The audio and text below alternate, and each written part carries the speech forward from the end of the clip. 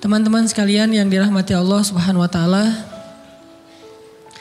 Malam ini kita bicara tentang salah satu di antara inti dari iman kepada Allah Subhanahu wa taala. Bisa dibilang hampir semua cabang iman itu intinya adalah sabar. Kita bicara amal soleh apapun dalam Islam, intinya juga sabar. Kita bicara tentang realitas hidup, intinya juga sabar. Dan bahkan kalau kita bicara tentang apa jalan untuk masuk ke surga, banyak. Bisa dengan ibadah, bisa dengan akhlak, bisa dengan ritual, bisa dengan moral, bisa dengan banyak cara untuk masuk ke surga. Tapi semua cara itu intinya sama, sabar. Makanya ketika para ulama membahas bab sabar, maka mereka mengatakan bab sabar ini seperti saudara kembarnya bab iman, bab ikhlas. Ikhlas, sabar. Ini dua saudara kembar.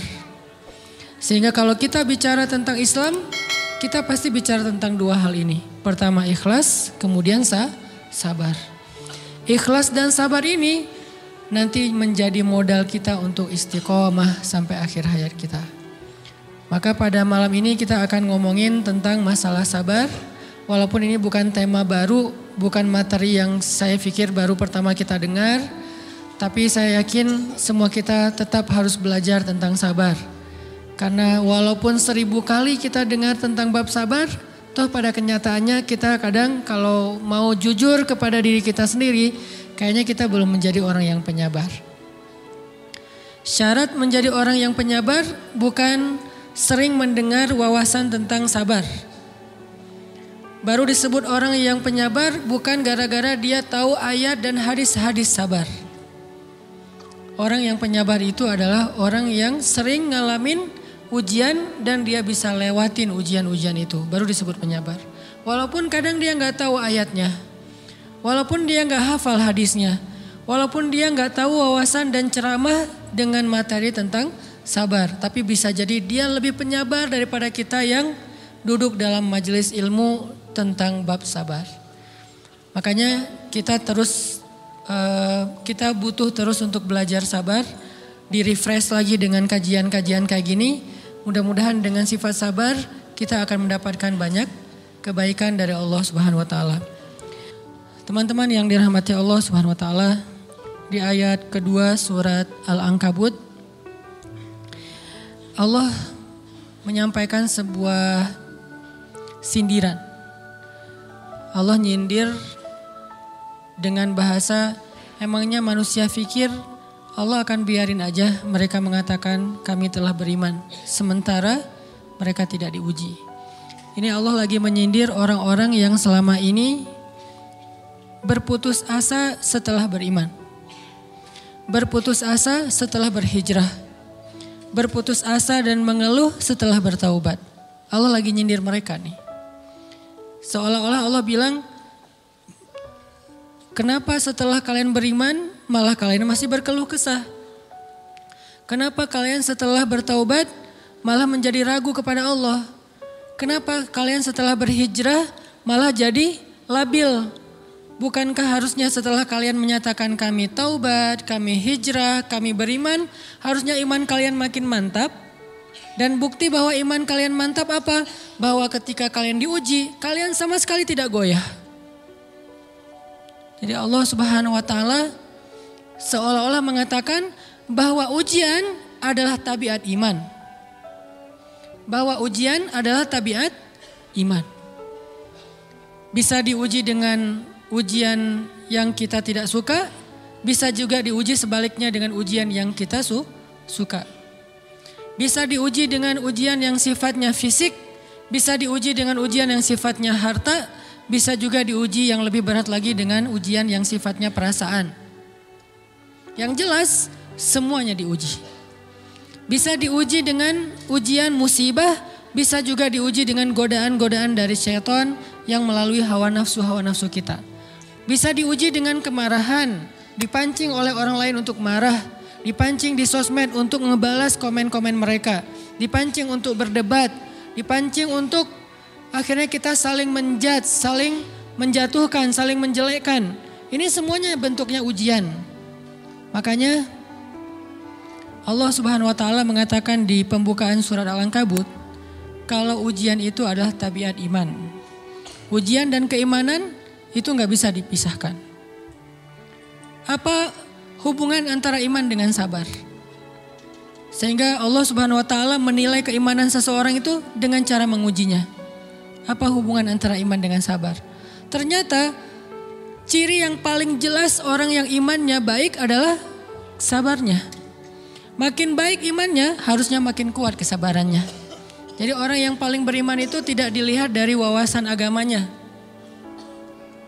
Itu lebih kepada orang yang berwawasan luas, yang ilmunya banyak. Tapi belum tentu orang yang wawasannya luas adalah orang yang paling baik imannya, belum tentu. Bukankah iblis itu wawasannya luas? Dia mengerti banyak hal yang bahkan kita gak ngerti. Iblis ngerti tentang dunia di langit. Iblis mengerti tentang alam yang ada di surga, alam yang ada di akhirat. Iblis tahu, bahkan udah masuk surga. Jadi ilmu iblis lebih banyak daripada kita sekarang. Tapi kenapa iblis malah tidak sebanding antara ilmunya, wawasannya dengan ketakwaan dan kesolehannya? Karena iblis tidak sabar dengan sebuah ujian. Ujian iblis apa? Eksis. Itu ujiannya iblis. Dia udah lama eksis, followersnya banyak. Setiap dia posting, orang berlomba-lomba jadi first like. Setiap dia posting, di repost rame-rame. Di YouTube viral. Channelnya tuh paling banyak subscribersnya. Iblis. Coba cari nanti di YouTube iblis. Ada gak channel?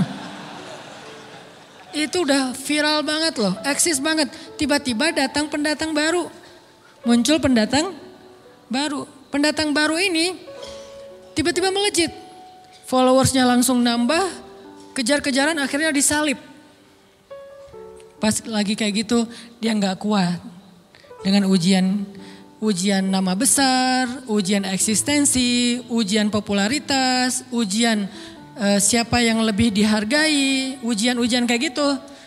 Sama kayak kita kadang-kadang ngerasa udah banyak jasa dalam sebuah organisasi, udah banyak jasa dalam sebuah komunitas, udah banyak jasa dalam sebuah lingkungan, masjid, sekolah, organisasi, teman-teman. Kita yang paling sering berkorban.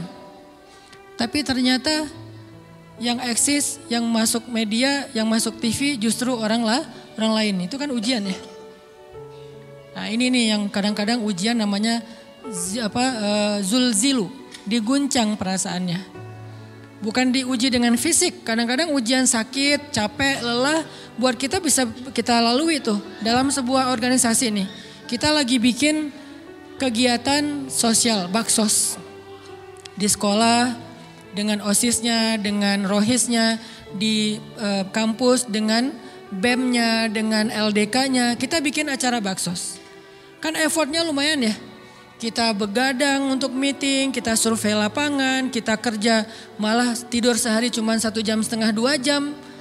Fisik kita lelah, fisik kita capek, kadang sampai sakit. Sampai dirawat di rumah sakit gara-gara kena misalnya tipes gitu, gara-gara kita habis-habisan bekerja. Itu buat kita gak masalah. Ujian fisik kita lalui. Dan besok mau ngadain lagi, kita yang paling semangat dan aktif. Gak masalah capek juga. Gak masalah juga kita lelah. Gak masalah kurang tidur. Gak masalah berjalan jauh. Gak masalah. Satu, ujian harta. Kita yang justru nombokin. Kita yang nalangin dulu modal-modal untuk kegiatan-kegiatan tersebut. Kalau ternyata gak tercover dananya, akhirnya gak bisa dibalikin talangan kita. Gak apa-apa, kita ikhlas. Kita berkorban dengan harta kita. Butuh apa? Saya bayarin. Butuh apa? Kita lewatin ujian harta. Tapi begitu ujian perasaan, kita udah capek, lelah, kurang tidur, nombokin, nalangin habis-habisan. Ternyata teman kita yang jadi ketua panitia ada kadang cuma masalah itu doang. Atau dia yang jadi PR-nya. Yang namanya PR ketika diliput oleh media kan dia yang muncul mukanya kan. Akhirnya diundang oleh misalnya hitam putih lah atau apalah. Kok dia yang muncul di sana? Atau diundang berdua, tapi sampai di sana dia yang banyak ngomong, kita diam aja. Pulang-pulang pundung. Begitu besok mau ngadain lagi, udah gak mau terlibat. Left group. Kenapa itu terjadi? Ujian zulzilu, perasaan. Itu yang dialamin oleh iblis. Iblis rela banget disuruh beribadah, sujud beribu-ribu tahun, kuat iblis. Kalau kita mungkin jidatnya hitam, kalau iblis mungkin udah kepala-kepalanya hitam, saking rajinnya sujud. Wah, ibadahnya udah ribuan tahun. Iblis disuruh berkorban dengan harta yang dia miliki, dia kasih aja semuanya. Tapi kalau disuruh dia ngalah dari Adam untuk memimpin alamin, menjadi khalifatullahi fil ard, menjadi pemimpin wakilnya Allah di muka bumi, buat iblis ini berat. Kenapa dia? Ana khairum min, saya lebih baik daripada dia. Saya lebih senior daripada dia. Saya lebih sehat daripada dia. Saya lebih keren daripada dia. Saya lebih. Ujian emosional, ujian ego, ujian perasaan. Itu yang lebih berat buat kita. Kadang sakit dan dirugiin orang lain, teman segala macam kita masih oke lah. Selama ini asal kita ngumpul selalu gua yang bayarin, oke deh gak usah dibahas. Baru dibahas nanti pas sakit hati. Kalau belum sakit hati kan gak dibahas kan. Gak apa-apa deh kita terus yang bayarin, kita traktirin ngopi apa segala macam. Gak pernah dibahas. Kebersit sih di benak kita, cuman gak mau dibahas. Kenapa? Udahlah biarin aja, easy going. Kemudian kayak kita yang capek harus rempong sana kemari segala macam. Selalu acaranya di rumah kita, akhirnya kita yang bayarin, kita yang rempong, nyiapin segala macam, bebersih sendiri. Tapi begitu ada yang nyakitin perasaan kita sedikit aja, semua itu balik lagi. Dari dulu ya. Nah, keluar kan? Kenapa? Dipancing oleh ujian perasaan. Jadi ternyata yang paling berat itu adalah zulzilu, diguncang perasaannya. Kita kadang-kadang habis-habisan buat seseorang, nggak masalah. Hujan-hujanan dia yang pakai jas hujan, kita nggak pakai apa-apa, nggak apa-apa. Sakit-sakitan juga, dikerok dan segala macam, biarin aja. Kalau perlu misalnya kalau bannya lagi kempes, dia naik Grab, kita dorong-dorong motor terus cari tempat segala macam sampai tengah malam, nggak apa-apa deh buat dia. Apa sih yang nggak buat kamu? Begitu dia selingkuh, keluar semuanya. Mulai list report keuangan. Wah dulu sekian, sampai uang receh-receh juga dihitung kan ya. Kenapa bisa kayak gitu? Perasaan kan? Nah ini nih yang kita coba belajar. Mungkin malam ini kita lebih banyak membahas tentang sabar terhadap ujian perasaan. Karena banyak macam-macam ujian. Nah gimana kita memanage perasaan kita. Gimana cara kita merecovery perasaan kita dengan bab sabar. Insya Allah nanti akan kita lanjutkan setelah selesai sholat isya. Barakallah. Bismillahirrahmanirrahim. Teman-teman yang dirahmati Allah Subhanahu wa taala, kita lanjutkan tentang masalah sabar. Terutama sabar zulzilu, ketika kita diuji dengan ujian ego, marah, perasaan, sakit hati, yang kayak gitu-gitu. Ini ujian jauh lebih berat daripada ujian fisik dan ujian harta. Termasuk rasa cinta, rasa benci, kadang itu menjadi ujian. Kenapa ujian bikin kita jadi tidak lagi logis, gak realistis, dan kadang-kadang mengabaikan hal-hal nilai-nilai yang kita selama ini pegang sebagai satu kebenaran. Kita ngabaikan batasan-batasan syariat. Ini semuanya ujian dari Allah Subhanahu wa taala. Sehingga tidak disebut orang yang beriman kecuali ketika Allah Subhanahu wa taala melihat dia sabar dalam ujian.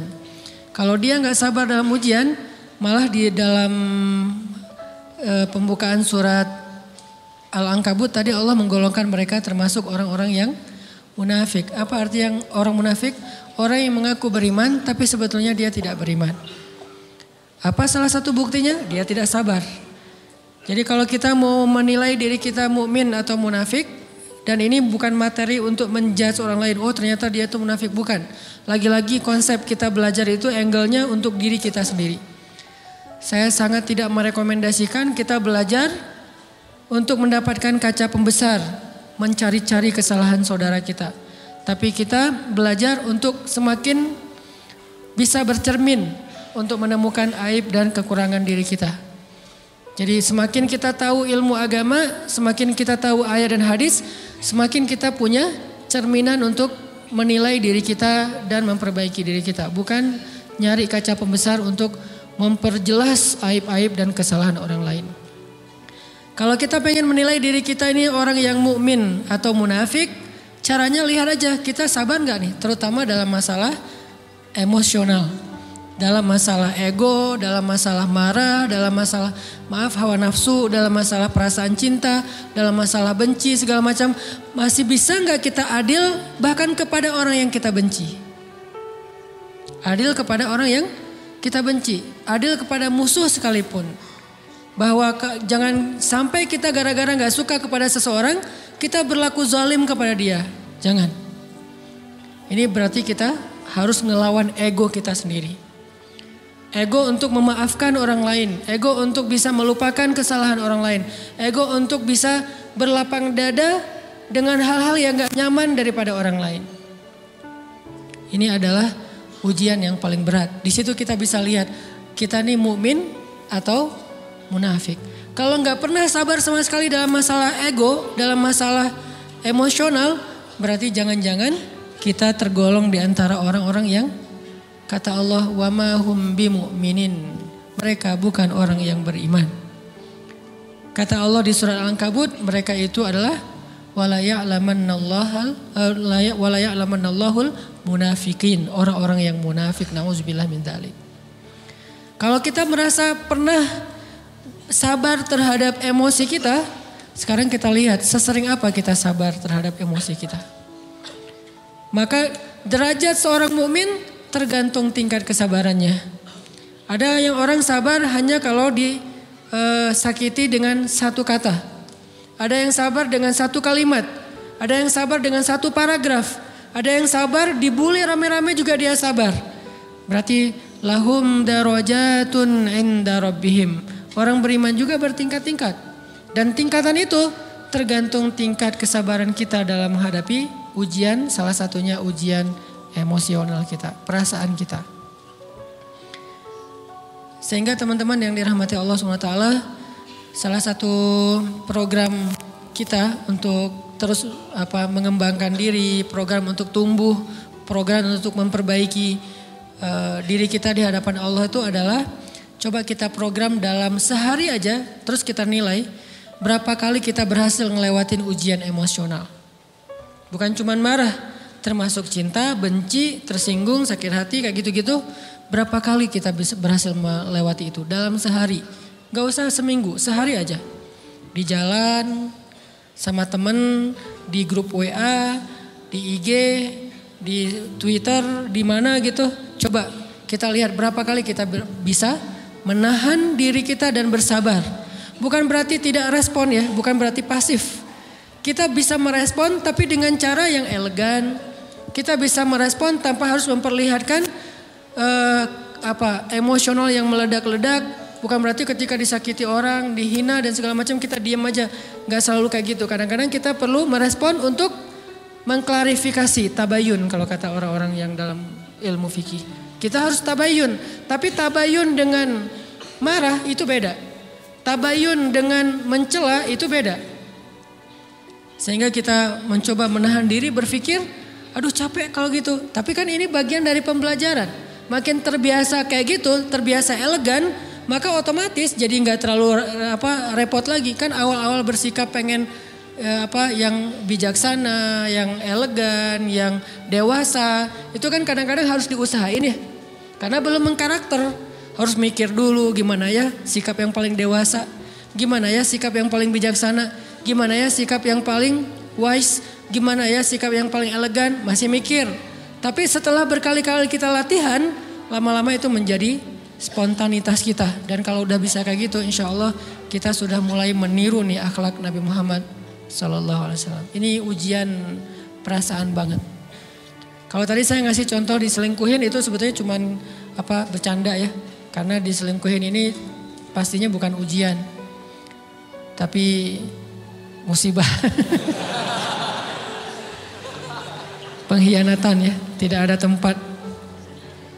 Gimana kita ngelawan perasaan kita kalau lagi kayak gitu? Gimana kita ngelawan perasaan kita kalau lagi diuji. Gimana cara kita bersabar? Karena iman dan sabar itu bisa dibilang satu paket. Nggak disebut orang beriman kalau nggak sabar. Dan insya Allah orang yang sabar itu adalah ciri-ciri orang beriman. Nggak mungkin disebut orang beriman kalau nggak sabar. Kita pikir memang iman itu hanya ucapan. Kalau iman itu cuma ucapan, inna sholati wa nusuki wa mahyaya wa mamati lillahi rabbil alamin, gampang. Kalau iman itu cuma ucapan, hasbiyallah wa ni'mal wakil, gampang. Kalau iman itu cuma ucapan, la haula wa la quwata illa billah, gampang. Kalau iman itu cuma ucapan, iyyaka na'budu wa iyyaka nasta'in, gampang. Tapi Allah mengatakan, wa ma hum bimu'minin. Ahasiban nasu ayyutraku ayyakulu amanna wa hum la yuftanun. Emangnya cukup dengan hanya mengatakan kami telah beriman lalu tidak diuji? Ternyata iman adalah sabar dalam ujian. Jadi nggak mungkin orang disebut beriman sementara dia tidak sabar, sementara dia emosional, sementara dia temperamen, sementara dia orangnya meledak-ledak, sementara dia orangnya mengeluh, sementara dia orangnya berputus asa. Nggak mungkin. Karena ulama mengatakan la tayasu, jangan berputus asa. Fa innal ya's laisa min akhlaqil muslim atau mu'min. Karena sesungguhnya keputusasaan bukan di antara akhlak orang yang beriman. Orang yang beriman itu tidak pernah berputus asa. Serumit apapun masalah kita, kalau kita punya yakin sama Allah bahwa Allah ala kulli syai'in qadir, maka kita pasti akan punya harapan. Kalau kita yakin bahwa Allahu Akbar, sebesar apapun masalah kita, Allah lebih besar daripada masalah kita, kan? Bukankah kita mendengar Allahu Akbar, Allahu Akbar. Ada gitu yang lebih besar daripada Allah? Harusnya kita tidak pernah berdoa kepada Allah sambil mengatakan, ya Allah saya punya masalah besar. Itu sama aja dengan kita ngeledekin Allah. Sama aja kayak kita datang ke teman kita bilang gini, saya mau pinjam duit.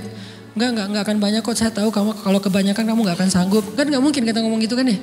Saya lagi banyak hutang nih. Saya mau minta tolong sama kamu. Insya Allah saya enggak akan minta seutuhnya. Saya tahu kamu juga kurang duitnya. Saya minta dikit-dikit aja lah. Kan enggak gitu kan cara kita minta tolong. Sama aja kita doa, ya Allah saya punya masalah besar. Ngomong ke Allah punya masalah besar.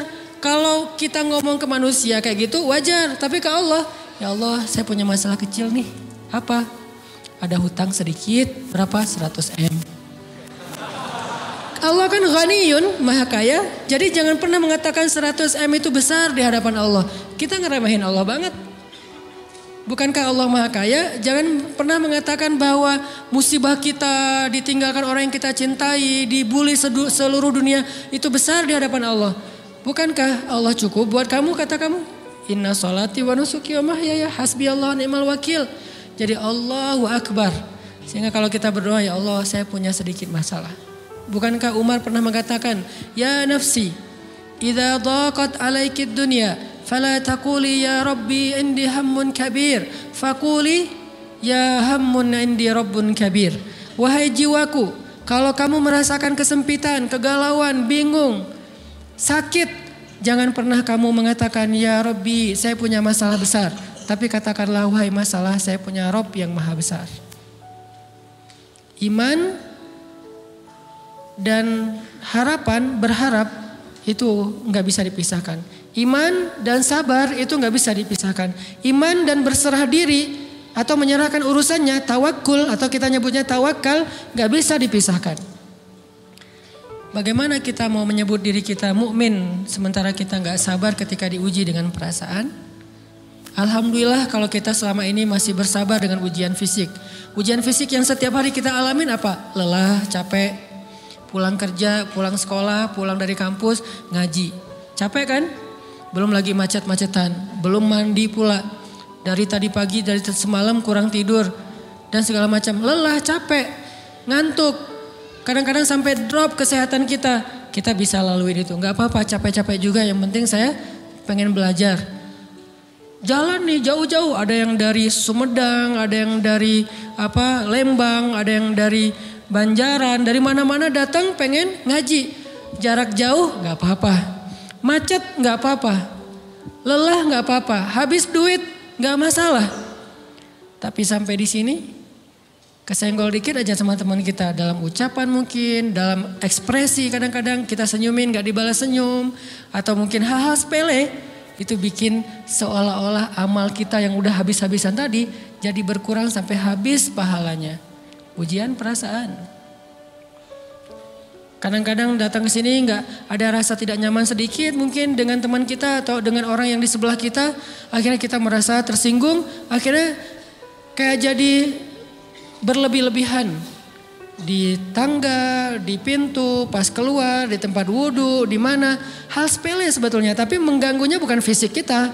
Yang terganggu bukan harta kita. Tapi yang terganggu perasaan kita nih. Rasa nyaman kita yang terganggu. Seolah-olah hilang semuanya. Jadi gak berarti. Ini namanya ujian teman-teman. Mudah-mudahan kita bisa istiqomah dalam masalah perasaan ini. Pertanyaan sederhananya adalah gimana sih cara kita menghadapi itu. Saya juga lagi belajar, ini bukan kata saya ya. Tapi saya coba merangkum dari beberapa hadis, dari beberapa ayat. Mudah-mudahan ini jadi semacam tips dari Allah, dari Rasul. Cara kita supaya lebih sabar dalam menghadapi ujian, khususnya ujian perasaan. Pertama, saya mengambil dari hadis riwayat yang diriwayatkan dari Abu Hurairah, hadis Hasan. Nabi SAW mengatakan, "Ma yazalul bala'u bil mu'mini wal mu'minati fi nafsihi wa waladihi wa malihi hatta yalqallaha ta'ala wa ma alaihi khati'ah." Tidaklah seseorang selesai diuji, baik dia laki-laki orang yang beriman atau perempuan yang beriman, baik itu ujiannya terjadi pada dirinya atau melalui anaknya atau melalui hartanya, artinya ujian harta, ujian fisik, ujian perasaan, sampai dia bertemu dengan Allah dan dia tidak punya dosa. Apa maksud dari hadis ini? Ujian itu tidak akan berakhir kecuali kalau dosa kita sudah habis. Allah akan menguji kita terus untuk membersihkan diri kita dari dosa. Sehingga yang harus kita coba bangun awareness dalam diri kita kalau lagi diuji, Allah pengen membersihkan dosa saya nih. Sehingga kita ridho dengan ujian, bukan ikhlas ya. Kalau ikhlas ibadah, kalau ujian ridho, rela. Saya ridho ya Allah walaupun ini berat. Saya ridho ya Allah walaupun saya berharap Engkau beri jalan keluar.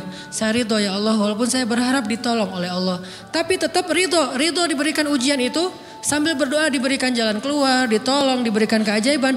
Cuman gak mau mengeluh. Dan berdoa meminta jalan keluar bukan mengeluh, itu ibadah. Berdoa itu ibadah dalam Islam. Sehingga Allah suka banget sama hamba yang berdoa. Allah suka dengan hamba yang curhat. Nabi itu kalau lagi curhat, doanya aja bisa berjam-jam cuma doa doang tuh. Kayak hadis Aisyah pas lagi cemburu malam-malam kan. Aisyah lagi tidur, ini jatah malamnya Aisyah.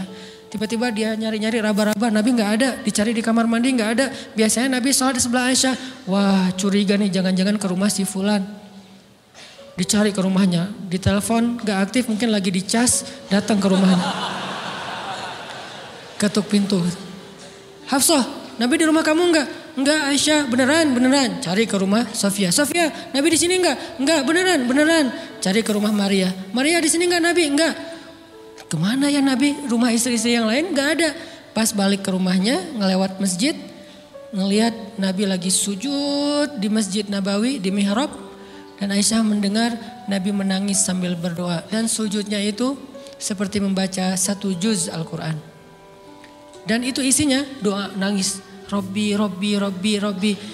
Jadi kalau kita katakan gak usah banyak berdoa sama Allah, malu. Justru Allah suka kepada hamba yang berdoa. Justru sebaliknya kalau kita jarang berdoa atau enggan berdoa, buat Allah itu orang sombong. Allah gak suka hamba kayak gitu. Kamu gak butuh saya, sama kayak kita lagi ada masalah, punya teman yang punya kelebihan harta, terus kita kayak bingung gitu nyari kesana kemari pinjaman, dia gak dikasih tahu. Pas dia tahu dari orang lain, dia ngomong apa? Kamu gak nganggap saya ya? Emangnya saya bukan teman kamu? Kok kamu punya masalah keuangan tapi saya gak dikasih tahu, malah saya tahu dia dari orang lain? Tersinggung kan? Kalau teman kita aja tersinggung, apalagi Allah. Kamu punya masalah kok gak ngomong ke saya, wahai hambaku? Bukan berarti Allah gak tahu. Allah tahu, cuman Allah berhak, bukan ingin ya, berhak untuk dilibatkan. Allah berhak untuk dicurhatin. Allah berhak untuk dijadikan tempat kita untuk habis-habisan menangis dan melampiaskan masalah kita kepada Allah dalam bentuk curhat-curhat dan doa. Sehingga kalau kita berdoa, ya Rabbi, Allah langsung inni qarib, mendekat Allah kepada kita. Jadi teman-teman yang dirahmati Allah, kalau kita punya masalah, kita coba bangun awareness, oh Allah pengen membersihkan dosa-dosa saya nih. Terus kita berdoa, ya Allah bantu saya, ya Allah tolonglah saya, istighfar. Saya kadang-kadang ngerasa nih, kalau ada dosa, ada kesalahan, ada kekeliruan yang saya lakukan misalnya gitu. Kalau saya nggak kuat istighfarnya, bentar lagi akan diuji sama Allah. Ujinya macam-macam, alhamdulillahnya ujiannya masih ketahan. Pasti diuji sama Allah. Kalau istighfarnya nggak kuat, taubatnya tuh nggak kuat, langsung diuji sama Allah. Dan saya langsung sadar, oh benar berarti yang tadi ini lagi dihapus sama Allah nih. Perkencang lagi, perkuat lagi istighfar. Kenapa? Karena kalau istighfar kita kuat, berarti kan dosa kita dihapus dengan istighfar ya. Otomatis ujian kita durasinya berkurang. Makin kuat istighfar, makin berkurang. Kalau istighfarnya udah mantap, udah selesai, Allah cabut tuh ujian kita. Diganti dengan kebaikan.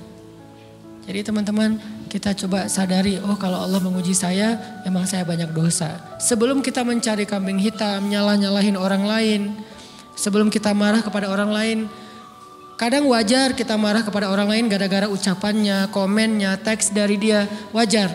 Tapi sebelum itu, marah dulu kepada diri kita atas dosa dan kesalahan kita yang baru saja kita lakukan. Atau yang dulu kita lakuin dan belum benar-benar kita tinggalkan. Kalau kita ngerasa banyak dosa di masa lalu sebelum kita taubat, hijrah, berarti mungkin itulah alasan kenapa sekarang kita diuji setelah hijrah. Kenapa agak-agak harus jungkir balik setelah kita hijrah. Kenapa harus sedikit berdarah-darah setelah kita hijrah. Anggap aja itu untuk mengkifarat, membersihkan dosa-dosa kita yang telah lalu. Supaya apa? Supaya kalau kita pulang kepada Allah, kita pulang dalam keadaan bersih. Dan itu pasti akan menjadi orang yang paling beruntung. Daripada nanti diberesin di akhirat, mending diberesin di dunia kan. Soalnya kalau diberesin di akhirat itu lebih berat. Akhirat itu perlakuannya beda dengan di dunia. Di dunia kalau kita salah akan dibalas oleh Allah. Kalau kita belum taubat, dibalas oleh Allah sama. Tapi di akhirat ukurannya beda. Sehingga heran ya, kalau ada orang yang merasa beruntung lolos dari hukuman dunia, dia pikir dia udah lolos dari hukuman Allah. Mending dia beresin deh di dunia daripada nanti di akhir berlarut-larut. Itu bahaya banget. Kalau buat saya pribadi dan saya yakin teman-teman juga kayak gitu, gak mau ada masalah di akhirat, mending masalah di dunia aja. Tapi masalah di dunia juga kita gak mau berlarut-larut, pengen cepat dimudahin sama Allah. Caranya istighfar. Tidaklah Allah memberikan kepada kita ujian kecuali salah satu alasannya pengen menghapuskan dosa.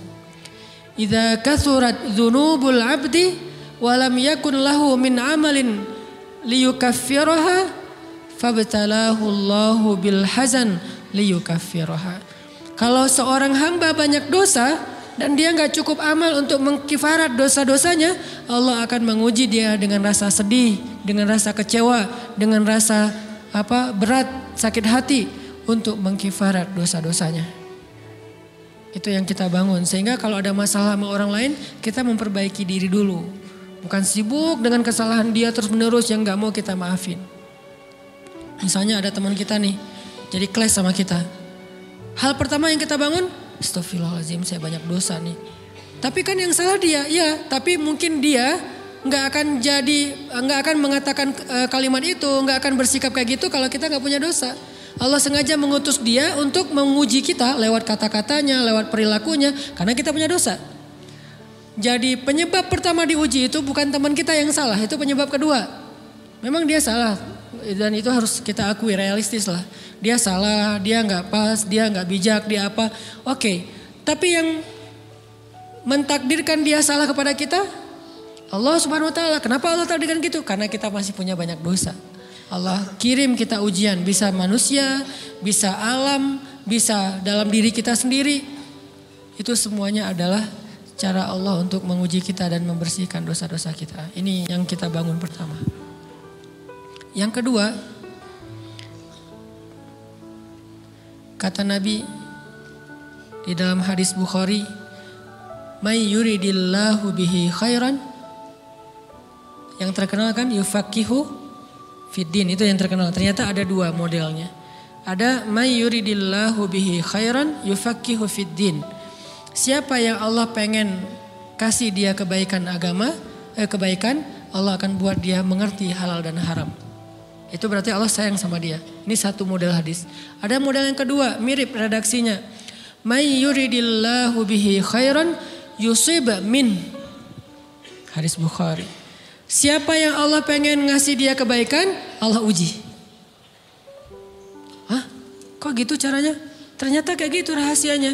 May yuridillahu bihi khairan, may yuridillahu bihi khairan. Siapa yang Allah pengen ngasih dia kebaikan, Allah kasih dia musibah atau ujian. Kenapa bisa seperti itu Ustaz?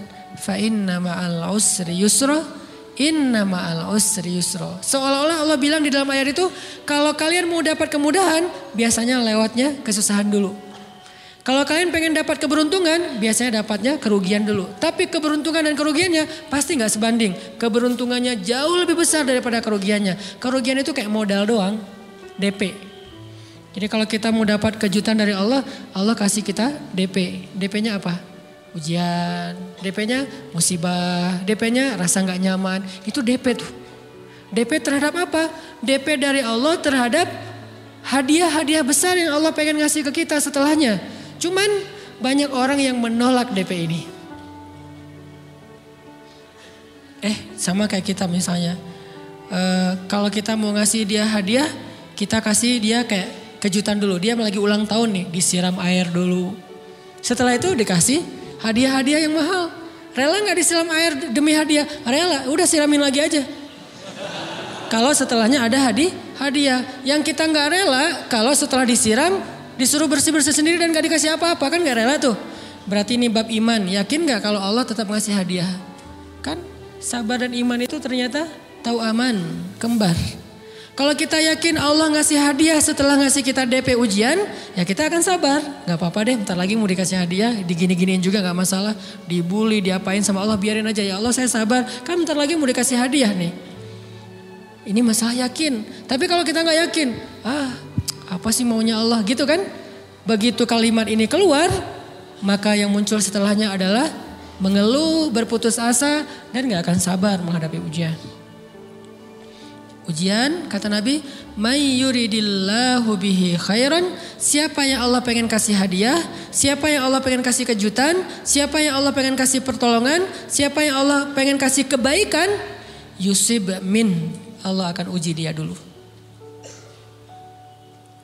Ini sunnatullah. Sehingga kalau kita lagi diuji, yang kita lihat jangan ujiannya, apa setelah itu. Gimana ngelihatnya Ustaz gak kelihatan? Dengan mata hati. Istafti qalbak, tanya kepada hatimu, kelihatan gak? Dengan mata hati. Gimana ngelihat dengan mata hati? Dengan iman, saya percaya Allah pasti ngasih kebaikan setelah ini. Orang Allah sendiri yang ngomong, gak ada satu huruf pun di Al-Quran yang salah. Apalagi satu ayat, apalagi dua ayat. Fa inna ma'al usri yusra, ditegesin lagi. Inna ma'al usri yusra. Tapi usr dulu, baru yusr. Dikasih kesusahan sedikit, dikasih kemudahan yang banyak. Dikasih kesusahan sedikit, dikasih kemudahan yang banyak. Ini yang kita coba bangun tajdidul iman. Bangun memperbaharui yakin. Sehingga ketika kita diuji, sedih, wajar. Mengaduh sedikit bukan mengeluh ya. Kalau mengeluh kan nyalahin Allah. Kalau ngaduh, yang namanya orang dicubit kan, itu ngaduh. Tapi kalau apa sih maunya Allah? Nah itu ngeluh. Antara mengaduh dengan mengeluh berbeda. Mengaduh itu manusiawi. Sedih itu manusiawi. Air mata bahkan bukan hanya manusiawi, itu rahmat dari Allah. Orang yang gak bisa menangis itu yang bahaya. Kalau kita masih bisa menangis, berarti kita masih peka hatinya. Bukankah anak kecil paling sering menangis? Berarti hatinya peka. Siapa lagi selain anak kecil yang paling sering menangis? Cewek. Cowok itu emang gak punya perasaan, makanya jarang nangis.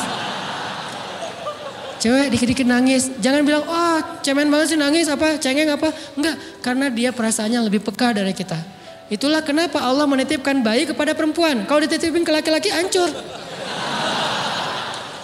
Di balik kepekaan perempuan, di balik sensitifnya perempuan, di balik perasaannya yang luar biasa, di situ Allah Subhanahu wa taala menitipkan amanah dia yang paling baik dalam merawat bayinya. perempuan secara umum mungkin lebih banyak bicara daripada laki-laki ya. Walaupun ada orang yang perempuan pendiam banget, ada yang nggak ngomong sama sekali, misalnya diem-diem aja, ada. Tapi secara umum perempuan lebih banyak berucap daripada laki-laki. Emangnya ini kekurangan? Bukan. Ini kelebihan. Kalau dia berikan itu dalam hal yang tepat. Apa yang tepat? Mendidik anak. Justru karena perempuan banyak ngomong, lebih baik dalam mendidik anak daripada laki-laki. Laki-laki itu kurang mendidik, kurang mengedukasi kepada anak dengan usia tertentu karena dia jarang memahamkan. Salah hanya marah, salah hanya ditegur. Kalau ibunya jelasin, nah gini sebelum tidur ibunya yang ceritain banyak cerita. Saya sendiri ngalamin sering mana seorang ayah sama ibu interaksi sama anak dalam bentuk verbal. Sering ibu. Jadi menangis itu rahmat dari Allah. Gak apa-apa, nangis aja. Dan itu tidak disebut mengeluh. Kamu kok nangis ya, kan orang Islam harus sabar. Emangnya nangis dengan sabar itu bertolak belakang? Sabar tetap sabar ya, nangis jalan aja terus nangis. Nangis apa pakai nangisnya gak cuma nangis doang, emotikonnya juga nangis, berderai-derai gitu. Sampai air matanya menggenang gitu kan ya. Boleh lah. Ditambah lagi dengan visual menangisnya, posting bahwa dia lagi tertusuk duri dengan postingan kaktus atau apalah. Dia pengen share ke semua orang bahwa saya sedang sedih. Sehingga nanti ketika ada orang yang menghibur dia dengan sedikit kata-kata yang sabar ya segala macam, wah makin berderai-derai. Itu belum jadi. Kecuali dia keluarkan kata-kata mengeluh, baru dia disebut orang yang banyak mengeluh, berputus asa. Kalau mengaduh wajar. Walaupun ada nabi udah diuji berat gak mau mengaduh, apalagi ngeluh. Zakaria digergaji mengadu aja enggak. Kenapa? Karena kata malaikat kalau kamu mengadu sedikit aja, maka Allah Subhanahu wa taala akan menghancurkan kaum ini. Dia kasihan kepada kaumnya enggak mau mengadu. Satu-satunya orang yang kita tidak boleh mengadu hanya orang tua. Atau itu mengeluh kalau untuk orang tua. Kalau yang lain enggak disebut mengeluh. Kalau ke teman, malas enggak apa-apa. Jangan sering-sering tapi. Apaan sih? Ke teman boleh. Tapi ke orang tua, saja itu bukan lagi mengadu, itu sudah mengeluh. Khusus untuk orang tua. Kalau di antara manusia. Kalau kepada Allah dan Rasul, pastinya lebih dari itu. Ketika kita diam saja, tidak langsung beranjak sami'na wa ata'na labbaik ya rabbi wa sa'daik, enggak memenuhi panggilan Allah, itu sudah disebut bagian dari kufur ingkar. Tapi minimal kita mungkin masih mengaduh, kita masih menangis, kita masih lelah, kita masih merasa lemah. Setidaknya kita tidak mengeluh. Kenapa? Kita percaya Allah kalau mau ngasih hadiah kepada hambanya, DP-nya itu ujian. Dan yakinlah hadiahnya minimal 10 kali lipat lebih baik daripada ujian itu. Minimal, karena gak ada amal soleh yang dibalas di bawah 10 kali lipat tuh gak ada. Amal soleh, amal ya bukan niat. Amal yang udah kita kerjakan minimal dibalas 10 kali lipat. Minimal, maksimalnya bighairi hisab, tanpa batas. Bighairi hisab, tanpa batas. Ada yang 700 kali lipat kayak sedekah. Tapi tetap aja ayat sedekah di akhirnya ujung-ujungnya apa? Bighairi hisab juga kan? Berarti sedekah itu minimal dibalas 700 kali lipat. Minimal. Kalau kita yakin. Selalu syaratnya kalau kita yakin. Dan saya ngebuktiin itu banget. Saya pernah ngalamin lagi jalan-jalan di sebuah kota yang ada becak kayuhnya, becak sepeda gitu ya. Jalan terus saya bilang, Pak berapa ongkosnya? 20.000. Udah naik aja 20.000. Karena kita keliling-keliling kota, ternyata saya jadi kasihan sama dia 20.000. Kasihan kan 20.000 dibayar keliling kota, walaupun pas mampir beberapa tempat mungkin dia dapat tips ya. Tapi saya nggak tega gitu, dia cerita tentang anaknya lagi sekolah, apa segala macam, makin bikin baper kan. Pas selesai, saya kasih dia 100.000. Dari 20.000 dikasih 100.000 karena kasihan. Dan saya yakin, nggak mungkin sedekah itu sia-sia. Kan Nabi bersumpah kan, demi zat yang jiwaku di dalam genggamannya, tidak berkurang harta karena sedekah. Demi Allah kata Nabi, nggak berkurang harta karena sedekah. Berkurang harta karena belanja, ya. Berkurang harta karena pacaran? Banget. Modal banget kan? Apalagi buat cowok. Tapi berkurang harta karena sedekah? Gak mungkin kata Nabi. Demi Allah gak berkurang harta karena sedekah. Berkurang harta karena istri? Enggak. Karena memberi kepada istri itu pahalanya lebih gede daripada sedekah.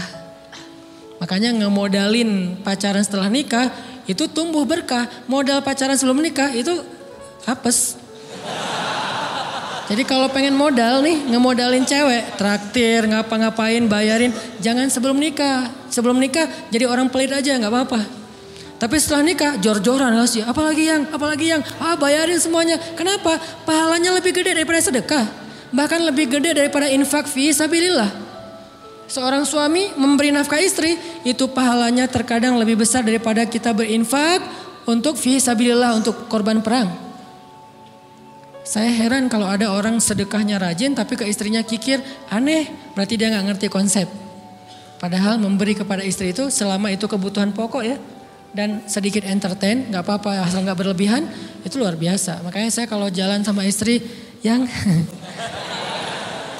yang mana? Itu yang Onit suka. Oh ya, Onit suka. Kasih aja. Kenapa? Minta ini. Kasih. Selama ada kan kenapa nggak dikasih kan ya? Nanti Allah ganti. Makin rajin kita ngebayarin istri kita, ngebelanjain istri kita, makin Allah ngasih yang kita nggak pernah duga-duga. Sampai istri kita cemburu sama kita. Kok kamu duitnya banyak banget sih? Kan gara-gara aku sering ngasih ke kamu. Ya udah sini lain lagi. Mau ditransfer berapa gitu kan ya? Saya ngasih 100.000 ke si bapak. Dan saya yakin teman-teman sedekahnya pasti lebih dari itu karena 100.000 saya sebut. Kalau 1 juta ke atas saya nggak mau nyebut, malu dong, ria ya.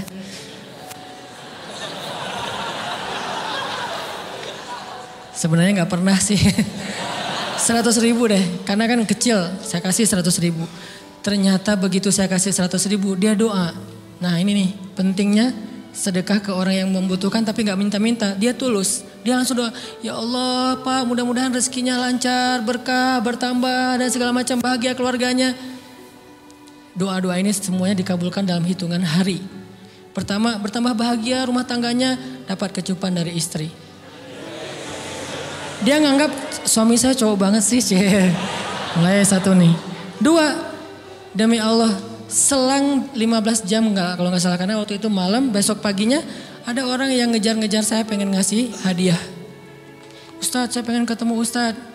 Maaf saya nggak bisa ketemu sekarang, lagi rush, lagi tight schedule gitu-gitulah, sosok gaya nggak jelas gitu ya. Terus Ustadz saya pengen banget ketemu, dia nggak ngomong pengen ketemu apa.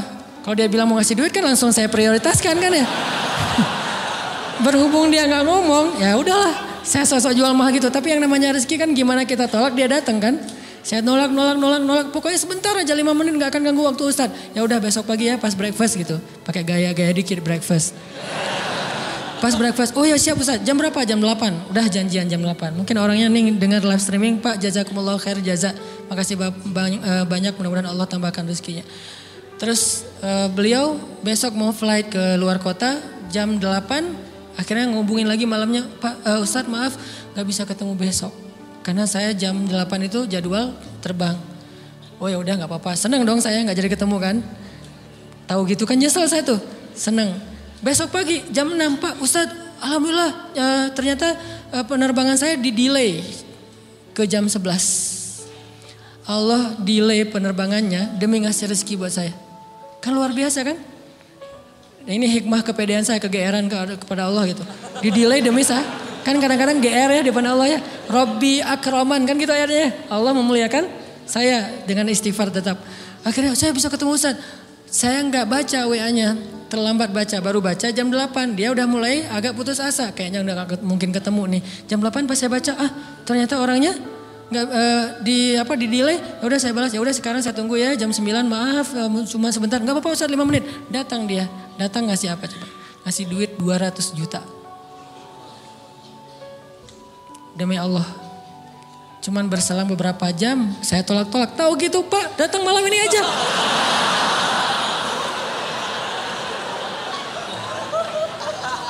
Harusnya malam itu juga saya cari orangnya. Kalau perlu saya yang nyamperin Bapak. Sherlock, saya kejar. Manusia gitu banget ya. Tapi Masya Allah di situ saya jadi tahu, oh doa orang itu lebih akurat, lebih mantap, lebih diijabah daripada doa saya. Mungkin bukan karena sedekah, tapi karena doa setelah sedekah. Ya Allah dan segala macam dimudahkan sama Allah. Itu luar biasa loh. Saya nggak percaya, saya pikir main-main. Orang nih iseng kayaknya pengen ketemu doang, pengen selfie. Ternyata pas saya cek, ditransfer, di capture, Ustadz udah ditransfer. Saya, jangan-jangan nih jebakan Batman gitu ya. Nyari-nyari sana segala macam. Alhamdulillah ternyata emang niat baiknya pengen, alhamdulillah saya terkesan, saya dapat hidayah lewat Ustadz segala macam. Sekarang saya pengen membalas jasa Ustadz walaupun kecil 200 juta. Untung saya nggak kaget dan kemudian pingsan. Pak 200 juta stroke kan ya, bahaya. Lebih mahal dari 200 juta. Ini keajaiban ya teman-teman. Jadi kita tuh, saya kan sering bilang keajaiban itu terjadi tergantung tingkat iman. Bukan saya udah soleh banget enggak. Saya belajar terus untuk yakin deh sama Allah. Modal kita tuh kan gini sebetulnya kan. Duit kita tuh banyak loh teman-teman. Cuman gak disimpan di bank, gak disimpan di saku. Disimpannya di sisi Allah. Bedanya apa sih? Kenapa kita kalau disimpan di bank tenang? Saya lagi punya duit banyak dari 100 juta. Di mana? Di bank. Aman. Kenapa kalau disimpan di saku aman, tenang? Kenapa kalau disimpan Allah gak tenang? Kenapa kalau disimpan di Allah kita bilang gak punya duit? Ini kan gak fair sama Allah. Gak punya duit nih. Siapa bilang gak punya duit? Kan ada Allah. Tinggal minta sama Allah. Tapi gak ada wujudnya. Tapi kan ada janjinya. Bukankah janji Allah lebih kuat daripada wujud? Bukankah iman harusnya lebih mantap daripada sesuatu yang konkret yang kita lihat? Ada duitnya di sisi Allah. Kenapa gak dikasih? Karena kita belum butuh. Kalau kita yakin duit kita itu ada di Allah, tapi dikasihnya pas kita butuh. Begitu butuh ya Allah langsung dikasih sama Allah. Itu banget benar-benar terjadi dalam kehidupan kita. Pasti kayak gitu. Tingkat tergantung kita yakin apa enggak. Nih, kalau Allah bilang may yuridillahu bihi khairan, Allah kalau pengen ngasih hadiah kepada seorang hamba, Allah kalau pengen ngasih kejutan kepada seorang hamba, yusib. Allah kasih dia ujian sedikit aja. وَلَنَبْلُوَنَّكُمْ بِشَيْءٍ sedikit بِشَيْءٍ مِنَ الْخَوْفِ وَالْجُوعِ وَنَقْصٍ مِنَ الْأَمْوَالِ وَالْأَنْفُسِ وَالثَّمَرَاتِ وَبَشِّرِ الصَّابِرِينَ. Kami uji sedikit aja dengan rasa lapar, dengan rasa takut, dengan sedikit kekurangan ini dan itu, sedikit. Tapi wabasyiris sabirin, sampaikan kejutan kepada orang yang bersabar. Sampaikan kejutan kepada orang bersabar. Jadi bisa dibilang kejutan-kejutan hidup kita itu munculnya dengan iman dan sabar. Dengan iman dan sabar. Iman artinya yakin, husnuzon sama Allah. Ana inda dhanni abdi bi. Aku tergantung prasangka hambaku kepadaku. Sabar, wasta'inu bis sabri was shalah. Minta pertolongan Allah, caranya dengan sabar, kemudian dengan sholat. Pasti Allah tolong. Ustaz, saya udah sabar lagi. Isbiru wasabiru. Kalau udah sabar, bersabar lagi. Sampai kapan Ustaz? Sampai Allah Subhanahu wa taala benar-benar mengakui kesabaran kita. Setelah itu Allah pasti kasih. Terus apa yang harus saya lakukan Ustaz? Buktikan di hadapan Allah kita itu hamba yang penyabar. Jangan bilang ya Allah saya kan sabar. Jangan, tunjukin aja. Ya Allah kurang apa lagi dari saya, tunjukin aja. Nanti Allah sendiri yang akan memberi kita gelar sabirin. Sehingga Allah bilang wabasyiris sabirin. Sampaikan berita gembira kepada hambaku yang sabar. Dan kalau Allah udah ngasih berita gembira itu beruntun loh. Kita sabar kayak Allah tahan dulu nih ya kejutan. Allah tahan dulu hadiahnya buat kita tuh ditahan, tahan. Makin lama makin sulit pastinya, makin lama makin berat, makin lama makin berat. Begitu dibuka kerannya itu nggak ada selesai-selesainya sampai kita kebingungan. Loh, kok datang terus-terusan? Kayak gitu cara Allah memperlakukan hambanya. Nabi Ayub sakit pertama, sakit fisik. Sakit kedua, sakit hati.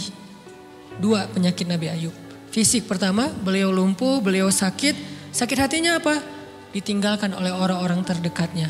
Anaknya meninggal. Sedih kan? Kemudian pembantu-pembantunya pada resign. Makin kecewa. Dasar kalian. Kemudian teman-temannya pada menjauh. Grupnya nge-live dia. Bukan dia live grup. Grupnya yang nge-live dia. Orang unfollow. Tiba-tiba followersnya tinggal 1 doang. Yang tadi ada ribuan, sekarang tinggal 1. Istri satu-satunya yang masih setia mendampingi beliau. Tinggal 1 followersnya. Kebayang gak tuh? Yang posting udah sepi, udah gak ada yang nge-like. Istri aja yang nge-like. Ini nih Nabi Ayub.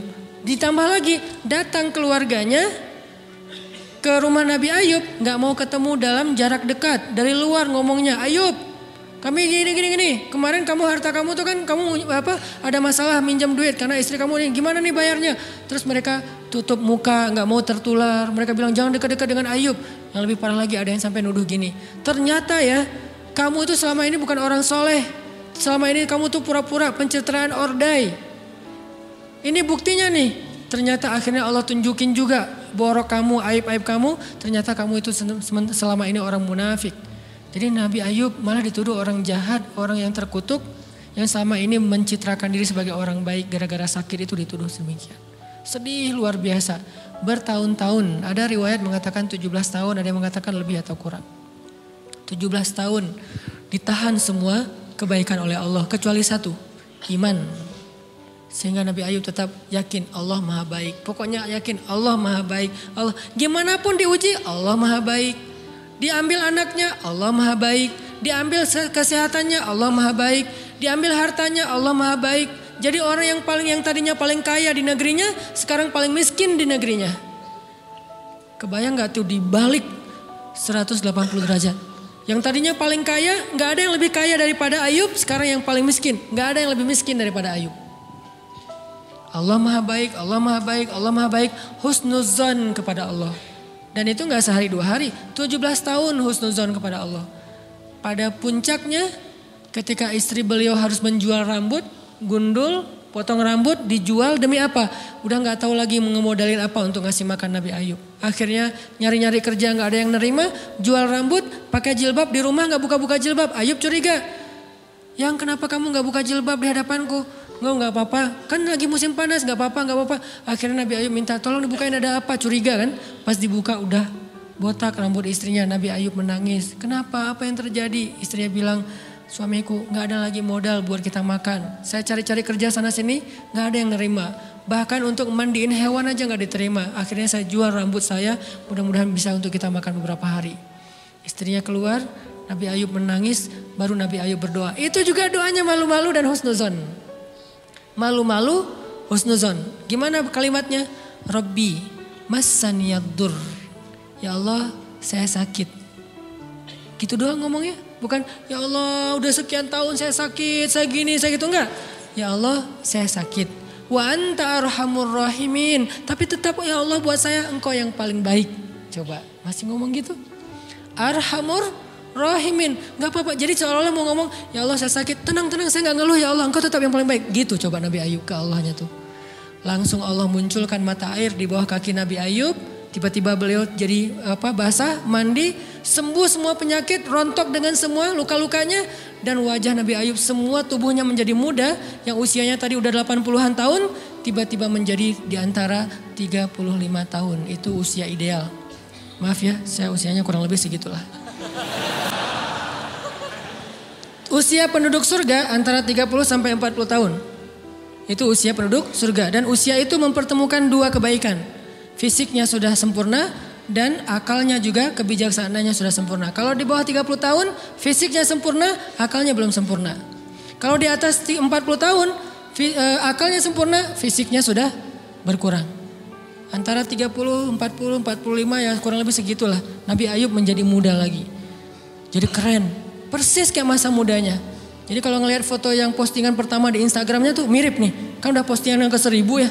Udah berapa tahun dia pakai akun yang sama. Wah mirip dengan yang dulu. Istrinya datang. Begitu datang, astagfirullahaladzim. Ada cowok keren di rumahnya. Tapi mirip Ayub. Cuman gak mungkin ini Ayub. Langsung nyari Ayub. Di mana Ayub? Kata Ayub, saya Ayub suami kamu. Enggak kamu bukan Ayub. Suami saya tuh udah tua. Suami saya sakit-sakitan. Kamu bukan Ayub. Mirip sih. Akhirnya saya Ayub. Apa buktinya kamu Ayub? Ditunjukkan buktinya oleh Nabi Ayub. Apa buktinya? Nabi Ayub menyampaikan beberapa kenangan mereka berdua di masa lalu yang gak ada yang tahu kecuali mereka berdua. Itulah pentingnya kita menyimpan kenangan.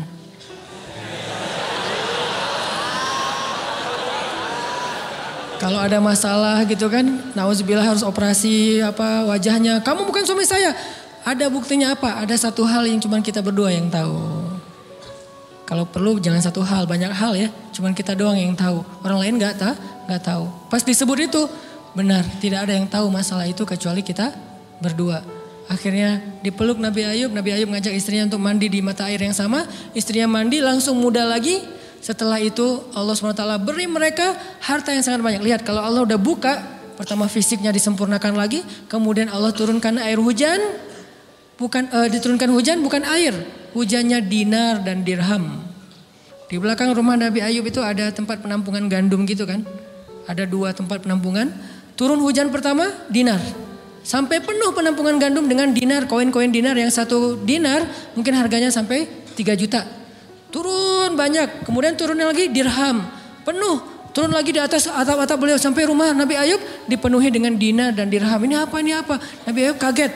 Setelah itu istrinya hamil. Setiap tahun ngelahirin 13 anak Nabi Ayub yang sudah Allah wafatkan, lahir setahun satu, wajahnya, karakternya, namanya semua persis seperti yang sudah Allah ambil. Seolah-olah mereka belum meninggal tapi mereka hanya pergi dan kembali lagi. Dibalikin semuanya.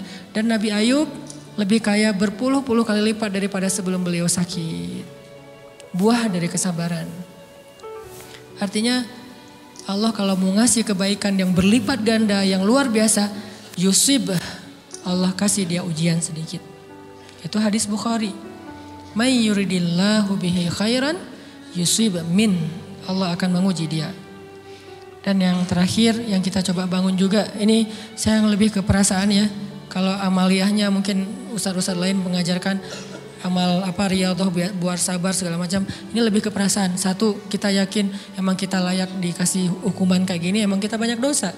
Jangan terlalu besar kepala, saya nggak layak dihukum, saya nggak layak diperlakukan kayak gini. Kalau manusia ke kita wajar kita ngomong kayak gitu. Saya nggak layak diperlakukan kayak gini sama dia, oke. Tapi oleh Allah layak banget karena emang kita banyak dosa. Makanya kalau kita nggak kuat lama-lama digituin, banyak istighfar. Yang kedua, husnuzon, lebih ke perasaan nih. Oh Allah pengen ngasih saya kejutan, sabar. Sampai kapan? Sampai Allah benar-benar melihat kesabaran kita. Yang ketiga, nah ini juga lebih ke perasaan. Allah itu kalau kangen kepada kita, ngasih kita ujian. Terutama kita yang kalau gak dikasih ujian, jarang romantis sama Allah. Kalau udah dikasih ujian, Allah Akbarnya tuh bergetar gitu. Allahu Akbar. Kenapa banyak ujian? Tapi kalau lagi normal, sholat mah sebelah kaki, santai aja. Kalau perlu bersandar gitu ya. Sholatnya gak wudhu, tayamum cepet-cepetan, biar gampang gitu. Kan tayamum juga boleh Ustaz, kayak gitu-gitu lah. Kenapa? Kalau lagi normal. Doa, Rabbana atina fid dunya hasanah. Kalau misalnya baca dalam sholat, qul huwallahu ahad, itu juga dibagi 3 rakaat.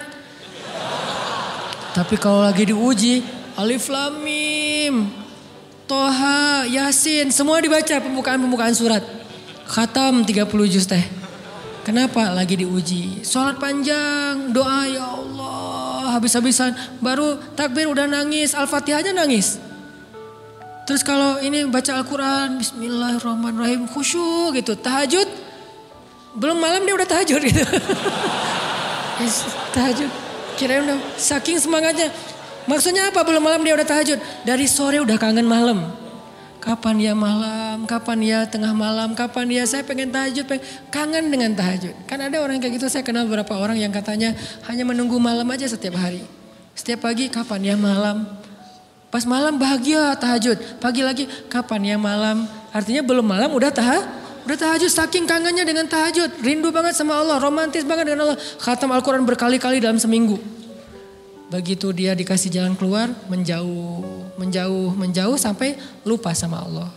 Sehingga kalau Allah kangen sama dia, Allah kasih dia ujian dikit. Ta'ala ya abdi, kesini wahai hambaku, kesini.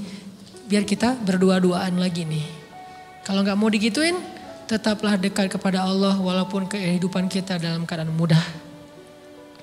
Tetaplah romantis sama Allah, tetaplah gampang tersentuh oleh ayat-ayat Allah walaupun hidup kita dalam keadaan normal.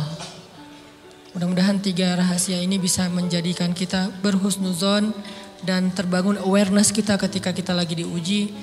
Terutama ujian-ujian yang spontan muncul dari kata-kata teman kita, dari sikap orang lain. Langsung ingat, oh saya emang ada dosa yang mau Allah hapus. Oh habis ini mau dikasih kejutan. Oh Allah lagi pengen dekat sama saya. 3 hal ini mudah-mudahan terus kita latih. Awarenessnya yang dilatih bukan hadis-hadisnya yang dihafal. Mudah-mudahan ketika diuji spontan kita langsung sadar. Langsung balik on the track. Insyaallah Allah Subhanahu wa taala istiqomahkan kita fis sarra wa fit dharra, dalam keadaan suka maupun dalam keadaan duka.